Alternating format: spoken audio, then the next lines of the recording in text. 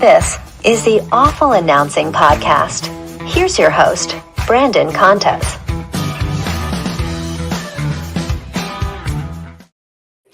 Alrighty, welcome to episode 118 of the Awful Announcing Podcast. I'm your host, Brandon Contes, and this week we were joined by Michael Grady. Michael is the lead play-by-play announcer for the Minnesota Timberwolves this NBA season. He's also going to be calling games nationally for NBC and for Amazon Prime Video's first season covering the NBA. With Michael, we discussed Michael growing up in Indiana and falling in love with the NBA on NBC in the 90s. And now all these years later, here he is as one of the voices of the NBA on NBC. We also discussed the very unique fact that he's working for two different platforms in NBC and Prime Video, and we discussed the visions of both broadcasts.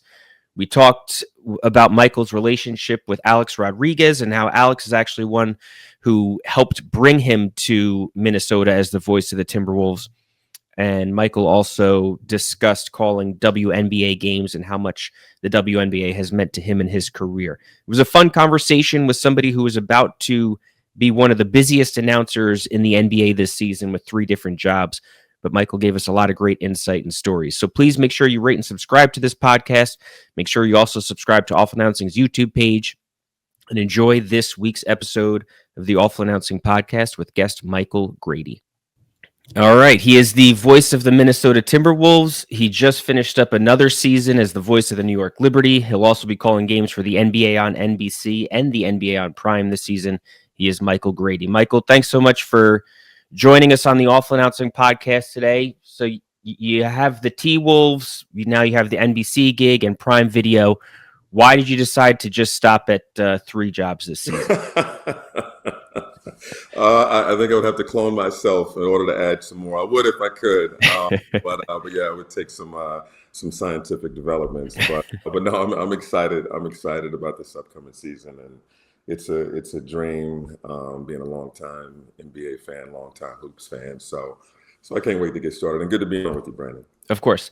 Was it important to keep the local gig and keep working in Minnesota, even with landing the 2 national announcing jobs? You know what? It was for sure. When I really started working in the NBA doing television, like the guys that I was watching and around on a regular basis. I was around Ian Eagle on a regular basis. I was around Ryan Ruocco. I'd watch Mike Breen on a regular basis, and they just, they have a local presence and then they have a national presence. And so that very quickly became something that I felt was a North Star, something that I felt was attainable for me. And then, you just hope that you're embraced by whatever market you're in. And so it turned out to be Minneapolis, and the love, the energy from the community is just something that you don't want to easily just step away from. Forget the success of the team and the stars and the relationship with players. It's just being a part of a community that has high hopes and optimism at the start of the season. And you have peaks and valleys and all those things in that roller coaster that you're on. You don't necessarily just want to step off of that. So love the community, and then love that team and tell them their story, and working with Jim Peterson. So no, that wasn't something that I wanted to just simply walk away from. Did it take time to be embraced? Like you're from Indiana. Did you know much about Minnesota when you got there? Did it take time to kind of ingratiate yourself to Timberwolves fans? Yeah. I told people when I first got here, I when I was with Brooklyn and we would fly in the night before a game. We'd do the game and then we'd fly out. So I didn't spend a lot of time around here. So I knew it was cold. I knew they had Prince, and I knew they had Mall of America. And that was pretty much the extent of it. So yeah, it was a process. But what I recognized very quick was that this community loves hard. They love their people hard. If you're a part of the community, if you embrace it, they're going to love you right back. And I have felt that. And so I felt like by the end of my first season, the love affair was already there. And so I really appreciated the way the community has embraced me and the way I've been able to get acclimated to the community. And, no matter where my journey goes, this will always be a big part of my journey. How active and involved is Alex Rodriguez as an owner? Very active, and he has to be, right now because he's stepping in along with Mark Laurie and basically putting his fingerprints on everything. And so he had been, in the years working up to taking over full governorship, but now that everything is official, I mean, I'm sure it's been a very busy summer for him and his involvement. He's a big reason why I'm here in Minnesota. He was part of that hiring process and put feelers out on me really early, so I'm awfully appreciative to him. And so yeah, it's a new era. They have a new CEO, and they're definitely hitting the ground running. A-Rod put feelers out on you? He did. He did. He's got a connection with the folks over at Yes Network. Sure. From John Filippelli and relationship with Ryan Rucco, and so yeah, he got the scoop. That's very cool. How have your conversations been with Alex? Like, have you gotten to know him much?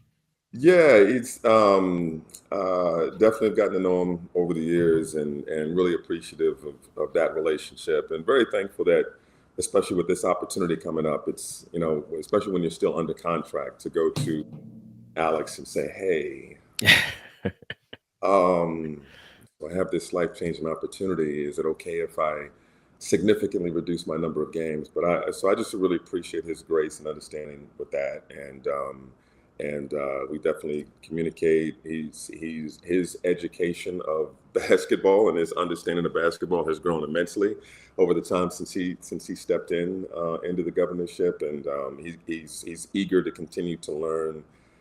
Got pretty good grip on the business side, and that's been running well. But just the relationship with players and understanding of the game and talking about the game it's kind of surreal. Talking. Well, and also his understanding of media. I'm sure that helps too. Like he had worked with. There was at one point where he was working with Fox and ESPN simultaneously. So like, for you to go to him and be like, I still want to work with the Timberwolves, but can I do national work as well? I'm sure that helped, that he has that understanding also.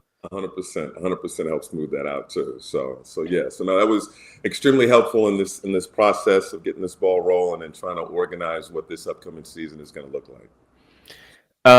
We had Eric Collins on the podcast last week, and when he got the Hornets job in 2015, at that time he was the only full-time Black play-by-play voice in the NBA.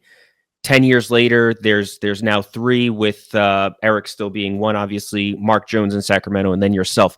Is that something that you took notice of when you were hired by the Timberwolves? Yes, and we had to add my guy Chris Miller with the Washington Wizards.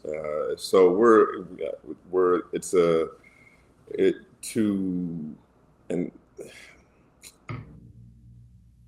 it's something I'm aware of for sure.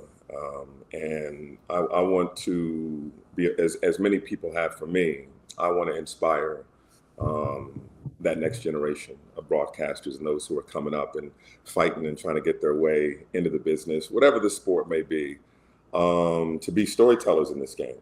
And so that was something that I knew. 70% of the league is African American, and 13% of the league broadcasters are African American telling these stories. And so we have great announcers all across the league, and to see the best, and to see a variety of voices and out there telling these stories of these young men playing the game, I think is extremely important. So for me, yeah, I want to continue to tell stories. I want to inspire people and see if that number can continue to grow, and so that we can again properly celebrate this game, properly tell the stories of these young men doing this sport, and that'll continue to, as far as the international level, because we're seeing that number of people, of players and athletes continue to grow, coming from all parts of the world, and so yeah, it's definitely a global game now. When did you decide that you wanted to be a play-by-play voice? I would say junior year of high school. I had an appreciation for it already, but junior year of high school, I really started to get into broadcasting. And I started doing play-by-play for our high school basketball team. And the high school basketball team was pretty good. And so I grew up in Indiana where basketball is king. And our high school team made it to the regional round of the IHSA tournament. And that meant they played a game at Hinkle Fieldhouse in the afternoon. And for those who aren't familiar with Hinkle Fieldhouse, that's where the movie Hoosiers, the finale was filmed. The state championship game was played at Hinkle Fieldhouse. It's a historic venue that has glass windows on the sides. And so we're playing a late morning game and the sun is coming through and kissing the basketball court. And I thought I was in heaven. And we couldn't even get the equipment to work in the first half. We didn't even get on air for the game. But I just remember stepping away from that going, that adrenaline rush is something that I cannot get enough of. And years have gone by, and I still get an adrenaline rush every time I'm able to call a game. But that's where it started junior year of high school. You grew up in Indiana, and then you started out as a local radio producer. You ended up becoming a local radio host. There was Grady and Big Joe on 1070 The Fan. Did that feel like a big break? Like, were you interested in at that point in a career just in sports radio?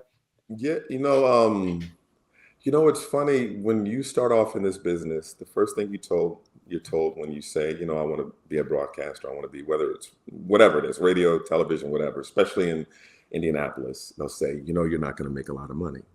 You're going to travel a lot. And that's if you get an opportunity. When I was just telling the story, when I was in first day in college, I went to Vincent's University, really good broadcast school. And the professor went around asking what everybody wanted to do when they graduated. And I said, he got to me and I said, I want to be a broadcast professional in Indianapolis. And the professor scoffed and went, straight to the big time, huh? And then moved on to the next student. And I just like, oh, okay, all right. And so there was this feeling when you're coming up, especially in these, Indianapolis is not a big major market or anything like that. But in order to get your foot in the door in radio, it's not an easy thing to do. And WIBC, which was a news talk station when I was growing up, 50,000 watt blowtorch AM station, it's now an FM station now. That was the behemoth. It was a news talk station, but they had Pacers games, they had Colts games, like this, everything was WIBC. And so when I graduated, I sent my resume to every radio station in the city, and was really hopeful about WIBC. When I was in grade school, my mom would take me to the bus stop and we'd sit in the car while it was cold and we'd listen to WIBC. I know she listened to it. I knew my grandparents listened to it. And they got back to me. The assistant program director sent me an email and said, give me a call on Thursday at 3:00. Thursday came, I called him at 3:00. He said, that was your first test. If you had called me at 3:01, I wouldn't have answered. He brought me in and we had a short interview, and he said, all right, you're in. And I got a 3-hour board op shift on Saturdays. And then it grew from there. Any opportunity that came in, hey, we need to fill in for this or fill in for that, I was like, I'll do it. I knew that my care factor was different from some of the people that I saw around me. And that drove me. My voice had changed in high school, so I knew I had something unique there that I was still working on that instrument, trying to, refine it. But to just be in the door, to get back to your question, just get in the door was like a dream come true. So every opportunity that's followed that is like, oh, it's this weird middle ground between I knew it could happen and oh bleep, you know what I mean? Right. And so being a radio host wasn't necessarily the goal. I wanted to get in the door. I wanted to be a broadcast professional. That was my thing. But everything that I stepped in and did, I was like, I'm so happy to be here. I just want to crush it. And so that was the case of being a board op. It was the case of being an executive producer, radio host, and everything that followed. PA announcing, local sportscaster, like all that stuff. Sideline reporter. And then to get to where I really finally wanted to be, play-by-play. So does it, like, when you look back at getting that first opportunity with a 3-hour board op shift on Saturdays, like, does it seem surreal to see where you are now, or did every step of the way feel attainable? It's it feels surreal. I think about the people that I was around during that time and what they must think, and I come across them from time to time. Because I'm pretty quiet, and there's a lot going on inside, and I was never impatient. I was never really impatient. I was, again, happy to be there. There was something inside of me that knew that I wanted more, which is a balance, right? Because you can get really impatient saying, I think I'm ready for better. Why am I doing the 3-hour shift was a 2-hour pet doctor show and a 1-hour cooking show. So I'm literally answering the phones, going, hello, like, yeah, my cat's pissing all over the place. Please hold. We got John from, Elkhart and wants to talk about his cat. Like, that was literally what I was doing. So to go from that to being told no a couple of times when I would like to do scoreboard updates, for example, for one show, like, no, we're going to go with this guy. Like, little things like that. And to navigate all of that, and then to get to this point, there was a lot of support and a lot of people in my corner along the way. But I think I've been really caught up in the moment and these opportunities that I had, even though sideline reporting, for example, wasn't the goal.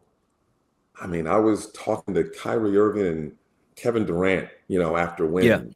I was able to watch those guys practice on a regular basis. I'm learning from Ian and Ryan and Sarah and a little bit from Richard Jefferson. Like, I'm around these great folks, and so I was just like tickled to be there. And so yeah, it's again, I'll say it again, that weird space between I knew I could achieve these things, and I have juice behind me to achieve these things.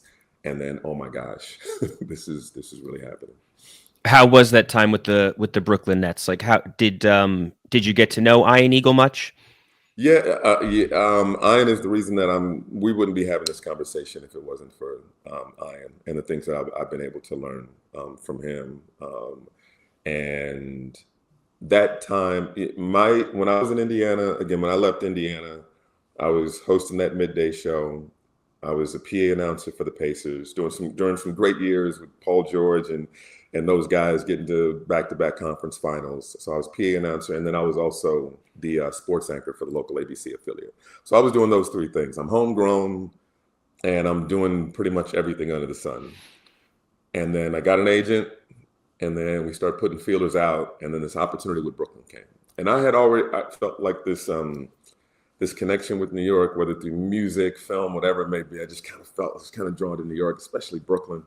And so I remember interviewing for it, and it felt comfortable, it felt right. And then I got it. And there's that moment when you're moving and you're getting ready to get started where it's like, this has to work. They're probably never going to let me go in Indianapolis. Like, I'm homegrown. I'm theirs. Like, they're not going to just, they're never going to just fire me in Indianapolis as long as I'm there. But if I'm in New York, like, they'll eat you up and spit you out. And so it was good to feel that pressure and that first broadcast when you're on in the New York audience and Ian Eagle says, now let's go to Michael Grady for a report. Like, you better be ready. You better be on. So it was such an education for me. First with that young team that we saw, coached by Kenny Atkinson. D'Angelo Russell had his one All-Star season. Watching Spencer Dinwiddie come up, Joe Harris, Karis LeVert, Jared Allen, some veterans on that team, Jared Dudley, DeMarre Carroll, Rondé Hollis Jefferson had some really good moments there. I may be spacing on some guys, but that was a team that wasn't supposed to do anything. They were a 21-win team when I got there, and then they made the playoffs. And then following the playoff run, then was the summer that shook up everything. And here comes Kevin Durant, here comes Kyrie Irving, and everything changed. And being able, and then I knew the stakes were even higher then.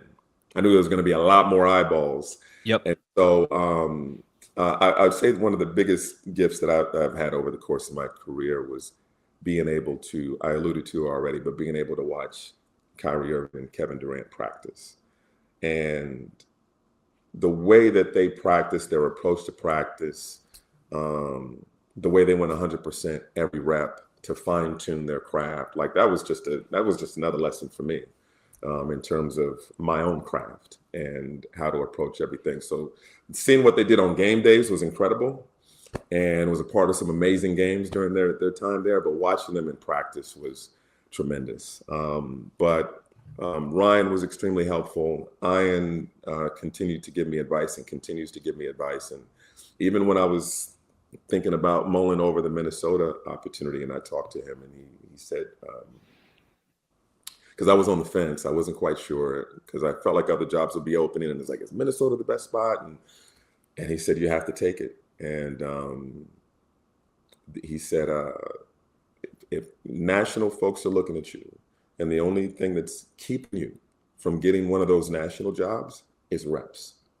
And at that time, I was filling in for maybe 8 to 10 Nets games a year. If Ian and Ryan happened to be off, I was getting 8 to 10. And he's like, the only thing that's keeping you from getting a national opportunity is reps. And so you go to Minnesota and you do, 75, 80, whatever it is, games a year, work on your craft, and things will change. And things changed. Yeah, that's a great spot to learn from with Brooklyn, because like as bad as some of the Nets teams have been over the years, like obviously they had that little bit of a era with Durant and Irving where they were a good team. They were never really a championship contending team, but they were certainly a good team with championship aspirations. But as bad as some of those Nets teams have been, like the broadcast with Ian Eagle and Ryan Ruocco, even yourself being part of it, Sarah Kustok, Richard Jefferson, you mentioned, like that is Mark Jackson was there at one point. Like they've had an incredible broadcast throughout all of it. And Frank DeGrace, who was leading the charge on those broadcasts, amazing. The whole staff, just tremendous. And what I always appreciated about Frank, who's now over at NBC, is that again, they were a 21 win team when I got there, and I remember going in my first season with them, I think they may have won 26 games. But every pre-game meeting with Frank, you would have thought it was an NBA Finals game. Like his approach, his enthusiasm, his excitement for whether we're talking about game 13, game 56, game 82, whatever it was, he just had an enthusiasm. And for someone like me who's just happy to be, I'm just happy to be here. I'm in New York. I'm in Brooklyn. I'm announcing alongside these greats. That meant a lot to me. And so when you work with other producers in other capacities in different places, and it feels like, oh, it's a Tuesday or whatever it may be, it's like, no, I appreciate those who have an enthusiasm for every single broadcast, because someone at home is watching and they care about the game, and they want to be entertained, they want to have a good time, and we want to give them a show, and that Yes Network, they continue to, whether the Nets are good, whether they're bad, whatever it may be, they continue to give a show, and that's why they're one of the best. How were Kevin Durant and Kyrie Irving with the media when they were in Brooklyn?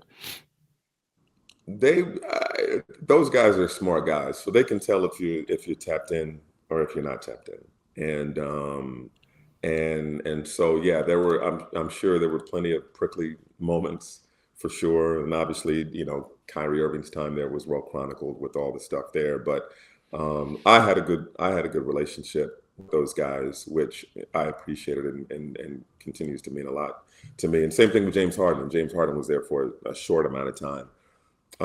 But being able to watch those guys, being able to communicate with those guys, being able to pick their brain on the game, because they're just, even at this age, they're just gym rats and just love hoop and nerds about the game.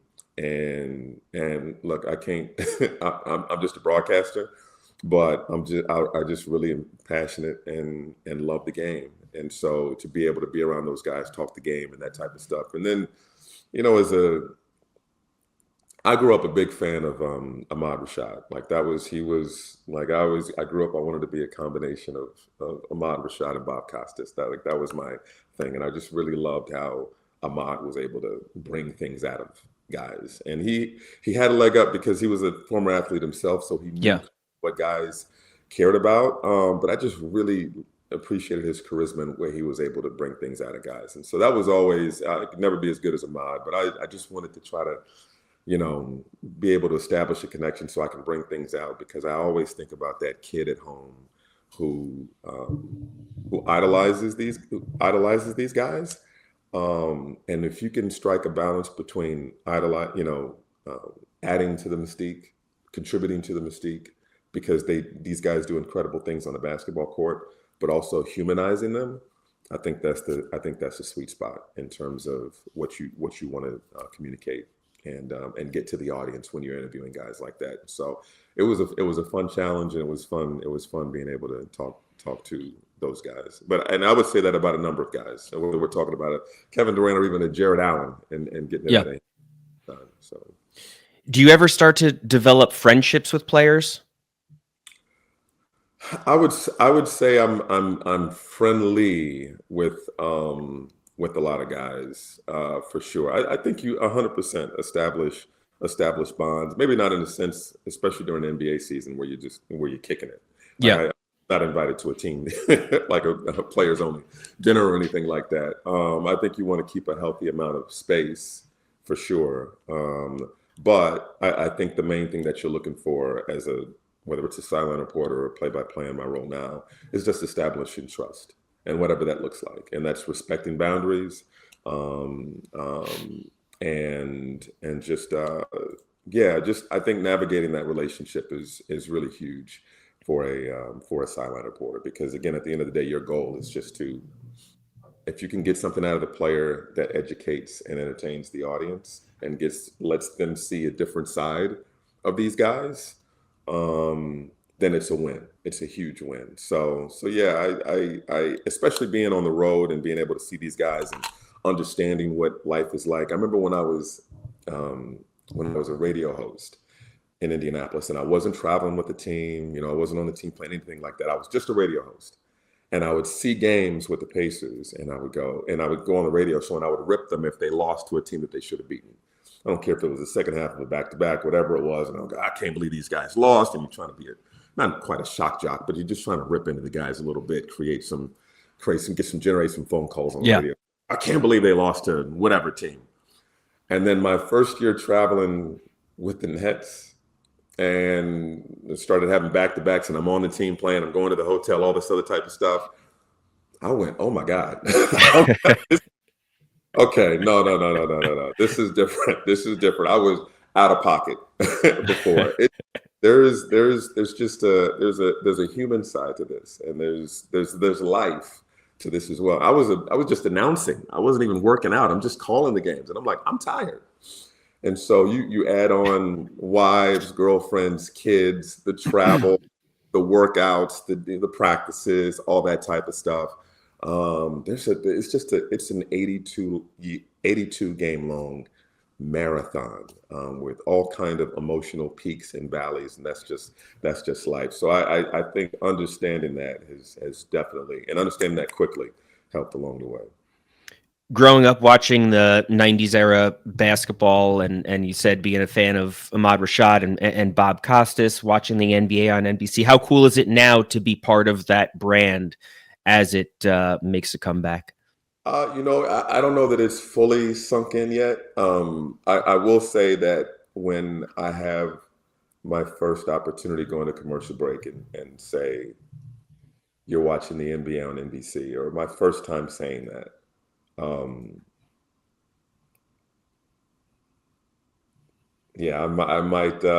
might shed a tear going to the commercial. I might be diving into hyperbole here a little bit, but I can't stress enough how much 90s hoop meant to me, and watching Michael and listening to Bob Costas, and how poetic he was in articulating moments that I like a lot of guys would shit themselves. The audience for Game 6 of the 1998 NBA Finals, and going into that game knowing this might be the last time Michael Jordan put some sneakers on and wears a Chicago Bulls jersey. And to call the game the way that he did, I remember being in awe in the moment. His call of this is the last shot, of Michael Jordan's career. How magnificent is it, or whatever the line was. And I remember a DVD set came out with all the great Michael Jordan DVDs were just on this one set, and then great games over the course of Michael Jordan's career. And I probably watched that game 6 so many times, where I probably have the commentary memorized, and the music, the round ball rock, and in your system, and so many great. I'm talking about Michael Jordan, but so many great Pacer memories that I remember growing up involved Reggie Miller and playing at the Garden, and so the Garden has a special place in my heart, and so Reggie had so many great moments. Those Pacer teams had so many great moments. So yeah, it's a special thing to be a part of that family, and yeah, it hasn't quite sunk in, but definitely when I have that first game and I hear the music, and aside from that, I'll cap this answer with this. That first opportunity to narrate and do the opening monologue will be special. Will be special as well. So no, I'm thrilled to have this opportunity and be a part of a great group, and to be a part of a great legacy. That was going to be one of my questions. I wasn't sure if they were going to be kind of bringing that back. We're recording this Tuesday. The podcast isn't going to be out on Thursday, so obviously we'd be getting the answer to this tonight anyway. But the Bob Costas style NBA opening monologues, those are NBC. Are those are coming back to NBC? Those are coming. I might be speaking out of turn. I might be speaking out of turn. This is airing Thursday, Yeah. but I would say buckle up. Very cool. And this is. And anything that you see on Tuesday is not in reaction to anything that people saw during preseason. This has been in the works for a while. They understand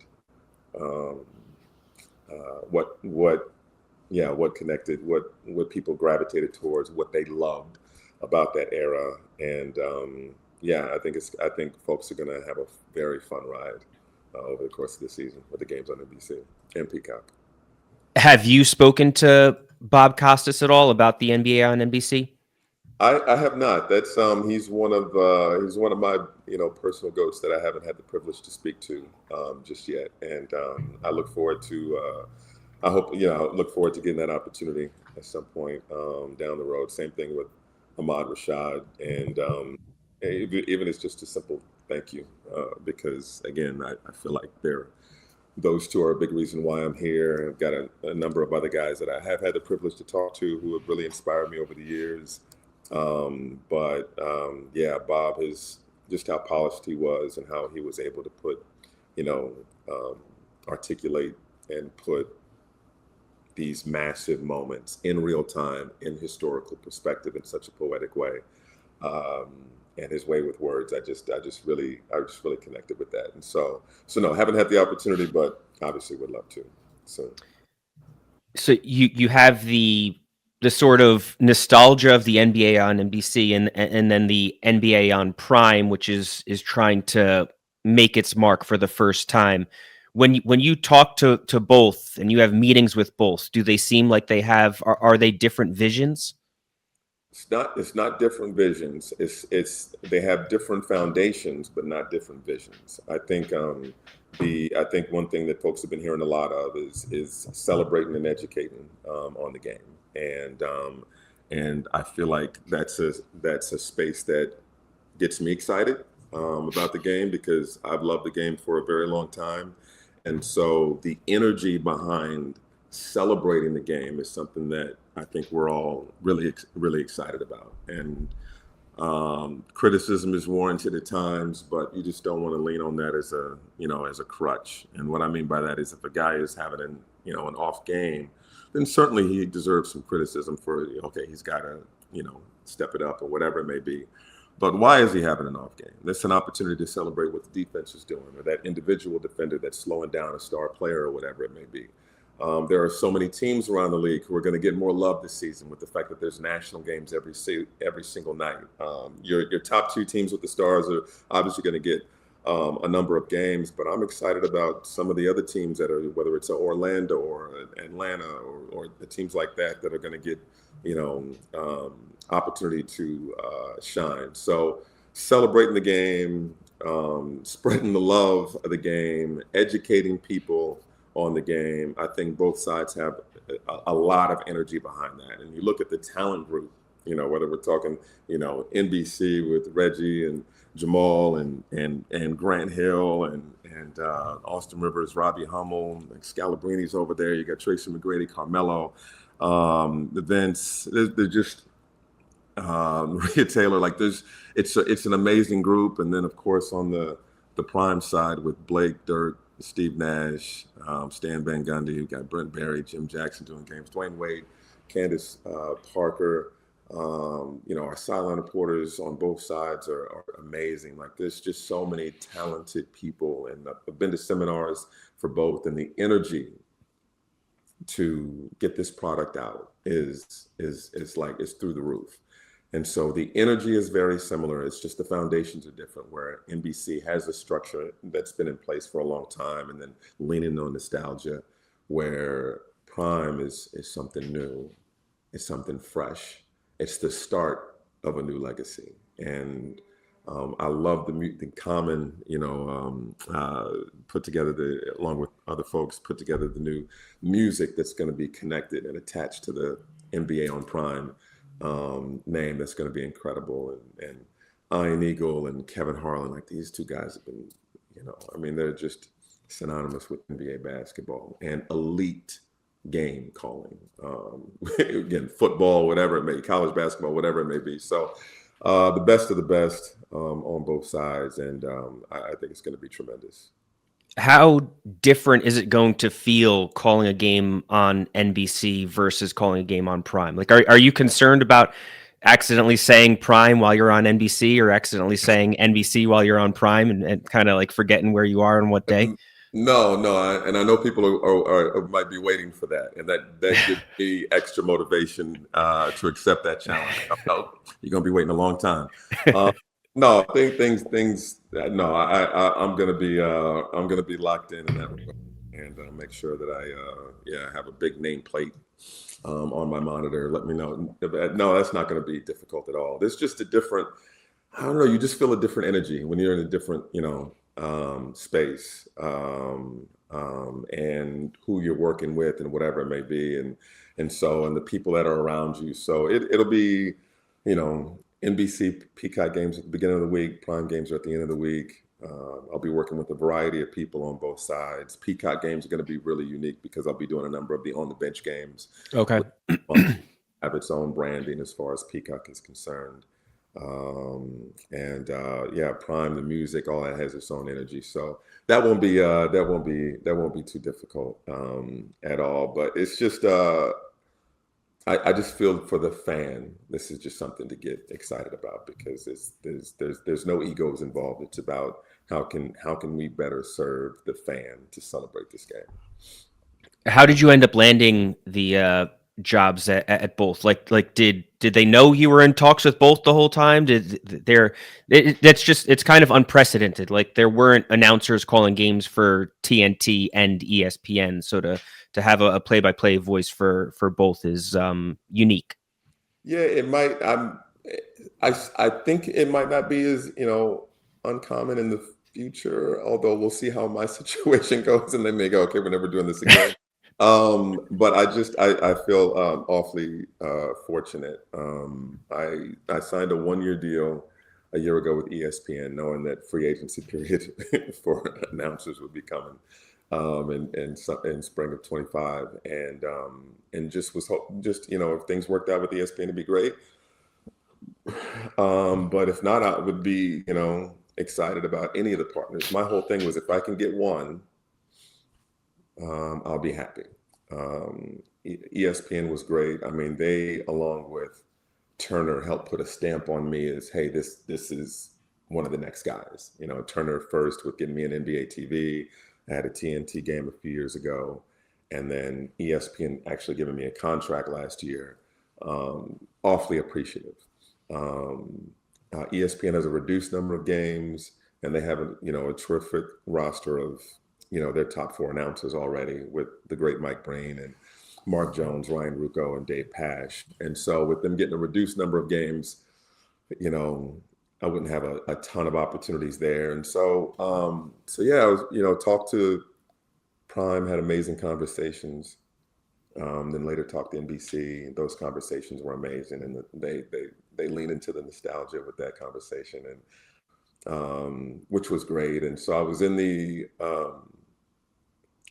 for me, it felt unenviable position of, I really love the people on both sides, and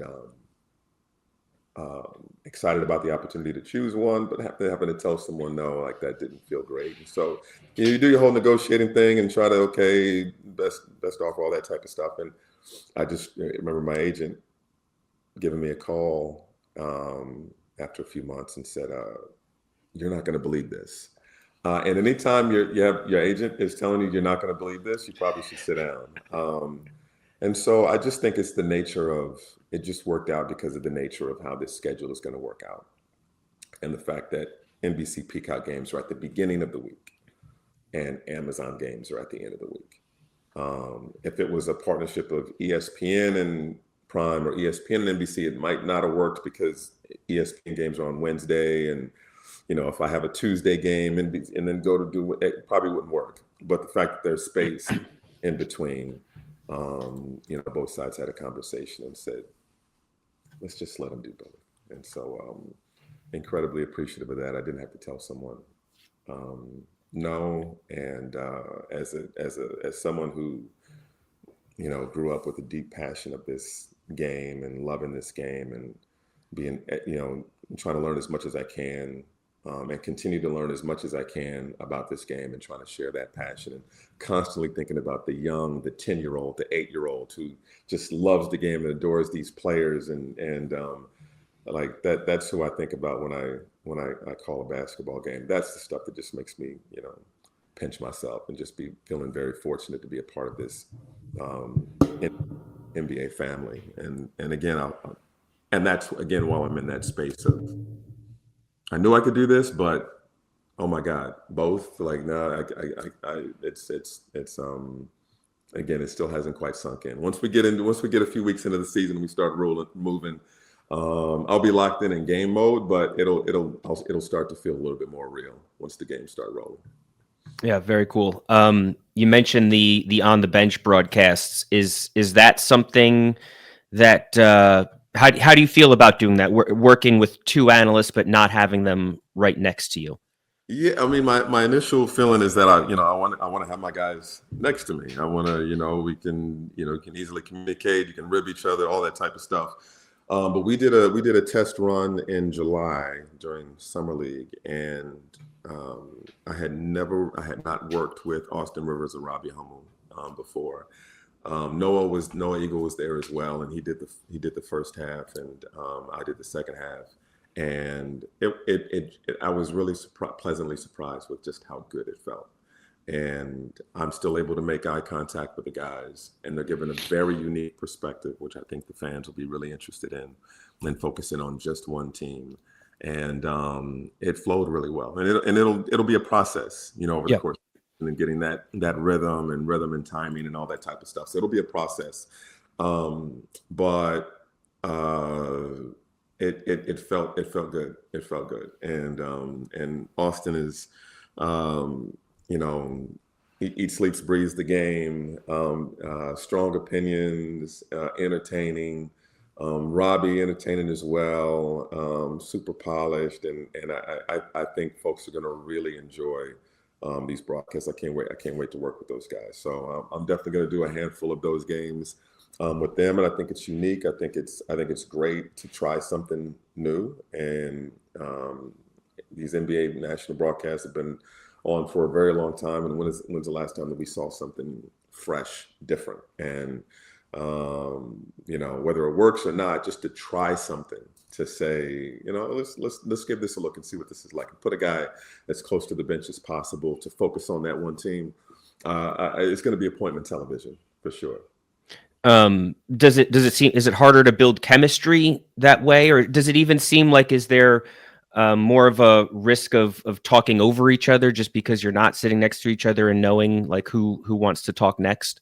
That's all a part of the rhythm of finding that flow, and the fact that those guys, Austin and Robbie, will be the main ones doing it over the course of the season. They'll have every opportunity to get to find that rhythm. So just think of it as if it's a Heat Lakers game. Robbie's focused on the Lakers.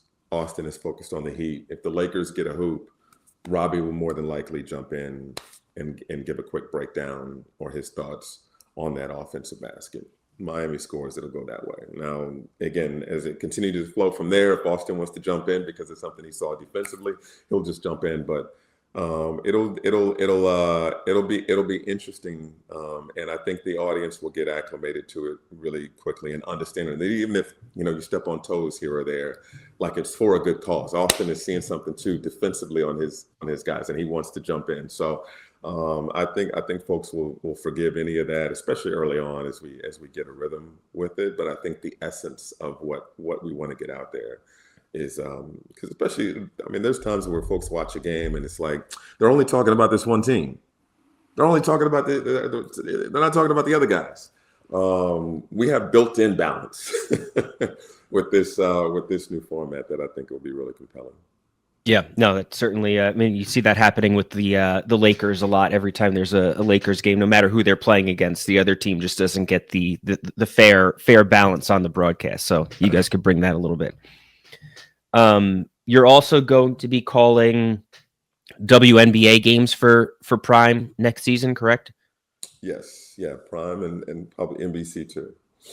And do you know if you're still going to be calling Liberty games? Are you still interested in calling Liberty games? Yeah, that to be determined. The W means a lot to me. Before I did anything in the NBA, I was doing it in the WNBA. And whether folks viewed it as a testing ground or whatever it was, it ended up being like the highlight for me. And so before I was a PA announcer for the Pacers, I was a PA announcer for the Fever. And let's see if Michael can do it. And I was able to go on an amazing ride with Tamika Catchings and Katie Douglas and those squads, and Breon January and Shavonte Zellis, and they eventually won a championship in 2011. And that was an amazing ride to be on. Before I was able to do any play-by-play in the NBA, my first opportunity to call play-by-play for a professional basketball game was with the New York Liberty. And to be a part of that team that was playing games in Westchester in a not so great gym, and I'm being kind, and then to be a part of the journey from Westchester to Barclays Center to winning a championship a couple years ago was special. And so if I can fit it in, I need to leave room for a life, Brandon. But if I could, whatever I can fit in, I'm happy to do it for sure, because I love the game, period. But to see the way the women's game continues to grow and blossom, like it's big time. Yeah, I think there certainly was a point where the WNBA seemed more like a stepping stone to the NBA, and if you got to the NBA as an announcer, then maybe you don't need the WNBA, but that's not the case anymore. Like now the WNBA is it's a successful, big enough brand that like you still want to be associated with both. 100%. That's certainly I feel that way. Look at what Ryan Ruocco has been able to do, over the course of his career. He's a tremendous announcer. He does a terrific job of calling NBA games, and then his voice is, of course, synonymous with the women's game, whether we're talking about college basketball and, of course, the WNBA. And so it's big, and I love the personalities, the way that these talented women are being themselves, the way they're expressing themselves. It's just in a really good spot. And so I hope there's no work stoppage. I hope they get paid. And then we'll be really excited about next season, welcoming 2 more franchises. And then after that, you got 3 more in the coming years. And so it's in a really good spot. And it's important for me to still be able to call and be a part of those games, or at least I desire. I feel humbled and grateful to have the opportunity to do that. Do you have a favorite call from your career at this point, or even just an on-air moment in your career that that you look back on and you're most proud of? There are a number of sheesh.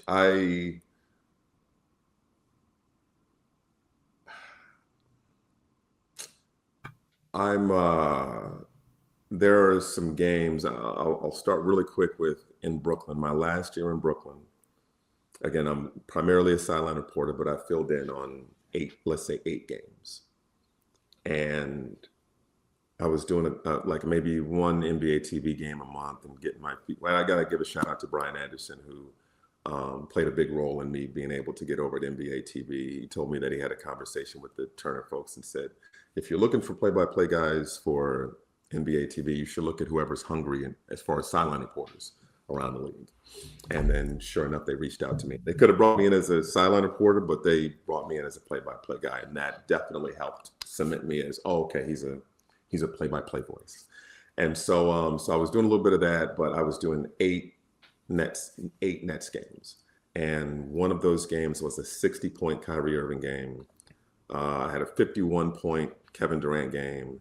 And then we had a game at the Garden where Kyrie and Kevin didn't play, and Cam Thomas went off, and the Nets had a 28-point comeback at MSG, and my voice was, a part of those games, and I think that just kind of helped as far as that next opportunity, which ended up being the Minnesota Timberwolves, and so my first year is just all about getting comfortable and getting the reps and things like that. And then as you get comfortable, then you start mixing some things in, and you're mixing in some stuff. And so I'm a dork. I'm going to say stuff that, that means something to me in my world. And if people connect with it, I'm just going to slide it in, not in a way that's going to look at me. I'm just going to slide it in and see if somebody notices. And so I really like doing that. And there's probably too many examples of that to bring up. But one that connects, and I think Minnesota fans would bring this up the most, is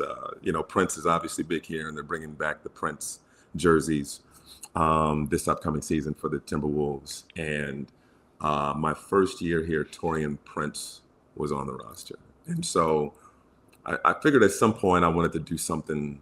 Like, I gotta incorporate something with Taurean Prince, and Prince is super talented, but he's also a role player, so he's not really gonna have these amazing nights. So it's like, I'm not going to force it. I'm not going to just throw it in there, an 11-point game. But we had a game at the Garden, and I think maybe 2 weeks before, I was walking through the airport, and Let's Go Crazy came on, and that opening line, Dearly Beloved, I heard. And I immediately just kind of booked it. And like, okay, all right, opportunity comes, I'll slide that in. And so the Wolves are playing at the Garden, again, the Garden. I don't think Kat and I don't think Ant was playing. Maybe they were. I don't know, but I know they were shorthanded. And Taurean Prince had like the game of his life. Hits a 3, hits another 3. He's up to 4 3-pointers. He's up to 6 3-pointers. And at any point, I could have like dropped, 5th 3-pointer. Like, I could have dropped the Dearly Beloved right then. But it was a tight ball game. Now we're in the 4th quarter. It's back and forth. He hits a 7th 3-pointer. Oh my God, this is getting crazy. And I still held on to it. And sure enough, in the closing moments, he hit his 8th 3-pointer of the game. And then I was like, I'm going with it. And it just really connected. Like, it's something that means something to the community. Prince means so much to the Minneapolis community. And Prince was having the game of his life. And so the timing worked out. You don't want to, you have a call and you have something in mind. You don't want to force it. You don't want to waste it. And it was his last 3-pointer of the night. it was the one that pretty much iced it, and so I'm happy that I was able to slide that in there. So I've done it before, and then sometimes you lose, and it loses its luster a little bit. But one thing that I learned from Ian is you got to be ready for the moment, no matter when it is. It could happen in the first quarter, it could happen in the fourth quarter, and you want to meet the moment. And I think that just adds something to a highlight, especially in this day and age where highlights live on social media and it's out there, it's just floating out there. So if somebody gets dunked on in the first quarter and you're like, oh, it's the first quarter, I'm gonna half-ass this. No, it's gonna float out there in social media and be like, why wasn't the announcer amped for this? Like, this is incredible. So you got to be ready for the moment whenever it is, and that's what gets me excited, because sometimes you feel like a little bit off, but there's that next game to where it's like, all right, I can't wait for the next one, and so it's exciting. I still get that adrenaline rush. Yeah, that ability to have the feel for the game, though, to know when to like meet the moment and go big early, or when to save something for later. That balance is certainly key, and something that I would imagine is something that you've kind of learned over time, to have that balance and know how to have a feel for the game. Yeah, it takes time. Again, I learned so much from Ian. I learned so much from Mike Breen, Kevin Harlan. There's so many guys I could name, and you just really have to be a student of the game, and a student of broadcast, and if this is something that you want to do, to just kind of get that feel. But you can watch as many games as you want, and I watch a lot of games just because I'm a nerd. But it's the reps where you get that feel, you get that sense of time, and when to slide stories in, which Mike Breen is so good at, meeting the moment, which Kevin Harlan and Ian Eagle are so amazing at. And so yeah, it's a process. I'm not a golfer, but I definitely equate it to golf, and you guys talk about it, where you're chasing perfection, and you're never going to be perfect, but you're chasing it, and you may have a really good day on the course, and it gives you this unbelievable feeling, and it makes you want to go back, and then sometimes you're just not quite that sharp, and like you can't wait to get back out there and get the next one. And that's how I feel about these games. You're chasing perfection. Every broadcast, and a call you make may not feel all that great. And it's like, all right, can't wait for Tuesday. Let's get it again. So I love it. I love the rhythm of it. I love the pace of it. I love the cadence of it. I love working with a partner, and the communication and the banter with a partner, and giving them space to explain and educate and entertain the audience, and so yeah, it's a hell of a ride. Last thing is the Anthony Edwards face of the NBA conversation. Is that as big of a deal in Minnesota as it is nationally and on ESPN? Like, whether or not Anthony Edwards wants to be the face of the NBA, whether he just doesn't want to be, is that conversation as big of a deal locally as it is nationally? Here's what I'll say on that, and this is what I think folks locally understand. I think this is what fans of Anthony Edwards understand. In this day and age, in this social media age, people are really quick to tear you apart on the things that you say. So if you say, yeah, I'm going to be the face of the NBA, you're putting a target on your back, you're putting pressure on your shoulders, and some competitors, yeah, bring it on, welcome that. The moment that you have a bad game, a bad stretch, a couple bad games in the postseason, you get eliminated in the postseason, whatever it may be, they're running that back. He said he wanted to be the face of the league. Why he out there shooting 4 for 12? Why didn't he do this? Why didn't his team win? Why didn't he do that? And some things are fair and some things are unfair, but they're circling back to, this is what you said, bro. I personally don't think Ant wants to invite that criticism by him saying openly, I want to be the face of the NBA. I don't have a problem with that. When you watch Anthony Edwards play and you see him go at his idol, Kevin Durant, not to be buddy-buddy, but to go at his throat, hit a three, talk trash at him. When you see him go at LeBron and he's being physical with LeBron like he's a defensive back about to get a holding penalty, and talking trash to LeBron James.